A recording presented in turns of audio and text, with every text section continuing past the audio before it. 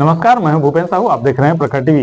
प्रखर टीवी धमतरी एवं जिले की सभी खबरों को आप तक पहुंचाता है।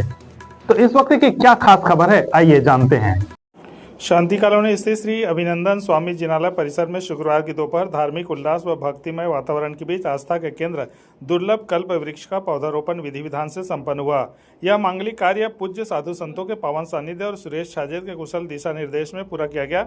इस अवसर पर पूज्य साध्वी रत्न श्री जी आदि थाना 2 की गरिमामय विशेष उपस्थिति रही। बताया गया कि यह दुर्लभ कल्प वृक्ष विशेष रूप से रांची से राजनांदगांव लाया गया था, जहां से लीलाबाई दुग्गड़ परिवार द्वारा इसे ससम्मान धमतरी लाया गया और जिनालय परिसर में रोपित किया गया। बताया जाता है कि कल्प वृक्ष हिंदू, जैन और बौद्ध धर्म में हर इच्छा को पूरा करने वाला एक पवित्र और पौराणिक दिव्य वृक्ष है। समुद्र मंथन के दौरान प्रकट हुए 14 रत्नों में से एक कल्प वृक्ष को माना जाता है, जिससे समस्त मनोकामनाएं पूरी होती है।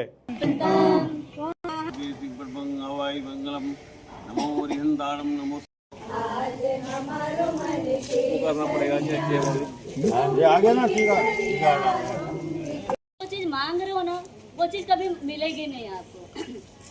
जैसे एक बार एक व्यक्ति आया, भूखा प्यासा था, गरीब व्यक्ति था, कल्प वृक्ष के नीचे बैठा है और मांग क्या रहा है कि काश मेरे पास आज खाने के लिए फल फ्रूट होते तो आज मेरा पेट भरता। और वो कल्प वृक्ष था तो इच्छाओं की पूर्ति हो गई, वो फल भी मिल गया उसको।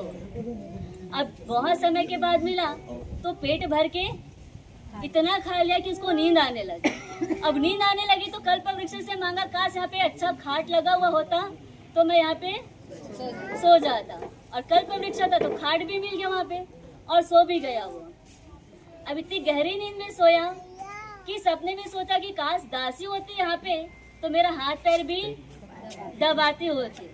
और वो कल्प वृक्ष था तो दासियाँ भी इकट्ठी हो जाती है और उसका हाथ पैर अच्छे से दबा रही। उसी बीच में फिर विचार आता है, अगर मेरी पत्नी झाड़ू लेकर के आ गई तो यहाँ पे उससे क्या हुआ। और सही में पत्नी झाड़ू लेकर के आती और क्या करती है, मार के भगा देती है। ऐसी स्थिति हमारे यहाँ पर नहीं होनी चाहिए।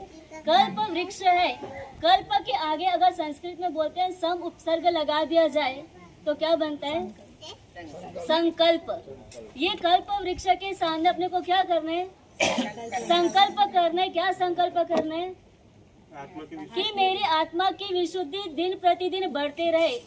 यानी घर में भी जब भी मैं रहूं या कहीं बाहर भी जाऊं, परमात्मा के मंदिर में आऊं, चाहे बाजार हाट जाऊं, चाहे दुकान जाऊं, कहीं पर भी जाऊं, मेरी आत्मा की विशुद्धि प्रतिदिन बढ़ती रहे। मैं प्रतिदिन परमात्मा की आज्ञा के अनुसार मेरा जीवन चलते रहे। ऐसा ही कल्प वृक्ष से क्या करना है, संकल्प और प्रार्थना कर रही है। अन्य संसार गृहस्थों की मांग नहीं करनी है। अगर मांगोगे तो वो झाड़ू के जैसा क्या करेंगे, आपको भगा देंगे। इसलिए कल्प वृक्ष से अच्छे शुभ भावों से, शुभ विचारों से प्रार्थना करना, ताकि हमारा लक्ष्य क्या हो, जो मनुष्य का भाव मिला है वो हमारा लक्ष्य पूरा हो।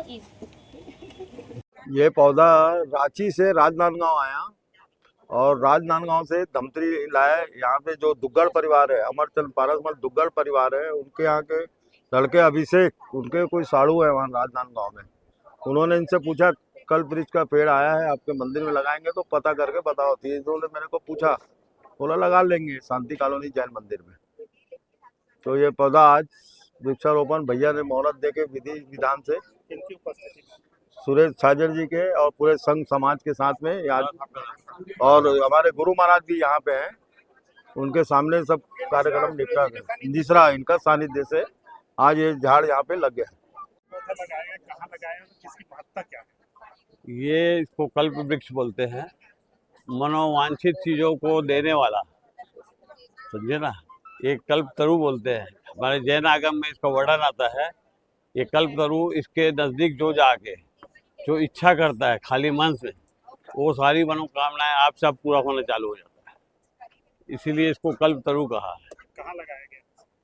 ये पहले प्रथम काल में जब भगवान आदिनाथ थे, उस समय इसका प्रादुर्भाव आप साफ होता था, आप से आप। और आदमी उस समय ना कपड़े की व्यवस्था थी, नंग धड़क रहता था, ना सभ्यता था, ना कुछ था, मगर आदमी सरल था।